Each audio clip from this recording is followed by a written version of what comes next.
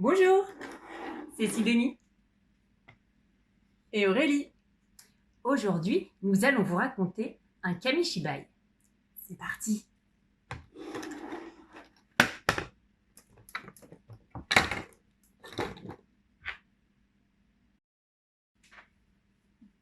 Docteur Loup. Un texte de Séverine Vidal et illustration de Yann Lebras aux éditions Calicéphale.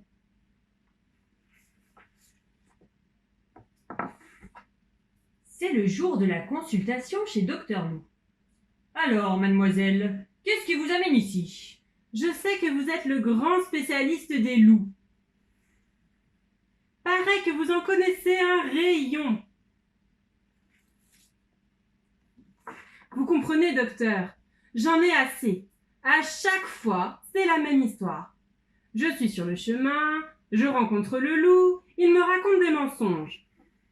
Un peu plus tard, je me retrouve chez Mère Grand qui fait sa drôle de tête. Et l'autre me fait sa scène habituelle. C'est pour mieux te voir, mon enfant, c'est pour mieux t'entendre, mon enfant, bla bla bla bla bla. Et je me fais croquer toute crue.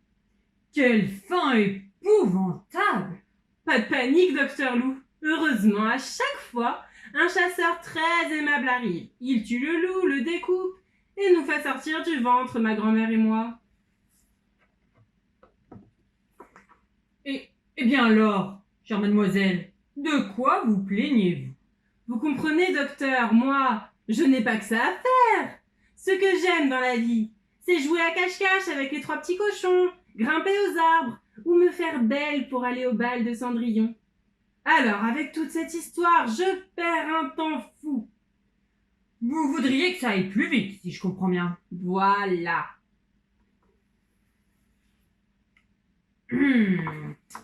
Réfléchissons. Vous pourriez ne pas prendre le même chemin pour ne pas rencontrer le loup et finir votre balade tranquillement. Déjà testé. À chaque fois, il me retrouve. C'est un malin. Demandez à votre grand-mère de se faire passer pour vous. Pendant ce temps-là, vous attendez le loup chez elle et quand il arrive, paf, pif, pouf, vous lui sautez dessus. Mamie ne voudra jamais. Elle déteste le rouge. Alors, dans ce cas, vous cachez un dragon sous le lit. Et au bon moment, hop, il sort pour attaquer le loup. Pas mal votre idée, mais je suis un peu timide avec les dragons. Vous êtes difficile. Bon, dernière solution. La pomme empoisonnée. Vous en glissez dans la galette avant de la cuire. Vous en faites manger au loup dans les bois au début du conte. Il se transforme en hamster ou en bousier. Il repart vexé. Fin de l'histoire. Parfait! Votre idée est géniale!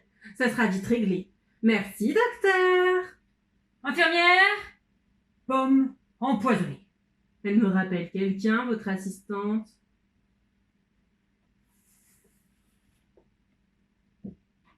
Au suivant! On en a assez, ça suffit! Il imite la voix de notre maman! Il met de la farine sur sa pâte! Et il nous croque tous! Sauf moi! S'exclama le petit dernier. Bon. Voilà ce que je vous prescris.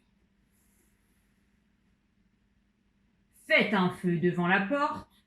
Quand le loup avancera sa patte, la farine cuira. Vous saurez que ce n'est pas votre maman et vous n'ouvrirez pas la porte.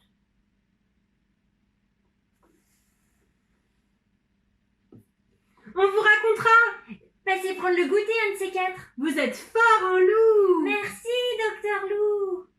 Au suivant.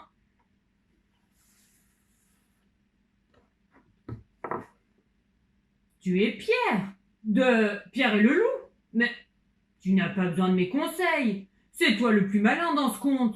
Oui, je sais. Mais l'oiseau et le chat ont très peur à chaque fois. Et je leur fais prendre trop de risques. Je comprends. Tu n'as qu'une seule chose à faire. Obéir à ton grand-père. Tu parle d'un docteur!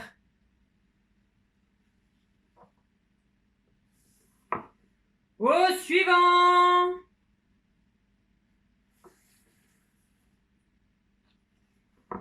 C'est le petit chaperon rouge qui nous a dit de passer. On perd du temps avec la maison en paille, la maison en bois, et puis la marmite à faire chauffer. Du temps qu'on pourrait passer à cuire des brochettes de maïs ou tricoter des écharpes. Compliqué votre affaire. Ah, je sais. Voilà ce que vous allez faire. Laissez tomber la paille, le bois et même les briques. Construisez une maison en pain d'épices, en gâteau dégoulinant et en bonbons trop sucrés. Ce gourmand de loup ne soufflera pas dessus. Il la mangera. Il n'aura plus faim du tout. Et ne vous croquera pas. Si ça peut servir, il me reste un peu de pommes. Depuis ce jour-là, tous les contes se finissent à la page 2. Personne ne mange personne et la vie est belle. Le petit chaperon rouge et tous les autres ont maintenant du temps libre pour aller au bal et faire la fête ensemble. Ou pour se faire les ongles, préparer un barbecue ou réparer leur vélo. Enfin, ils font ce qu'ils veulent, quoi. Ce sont eux les héros, après tout. Au suivant!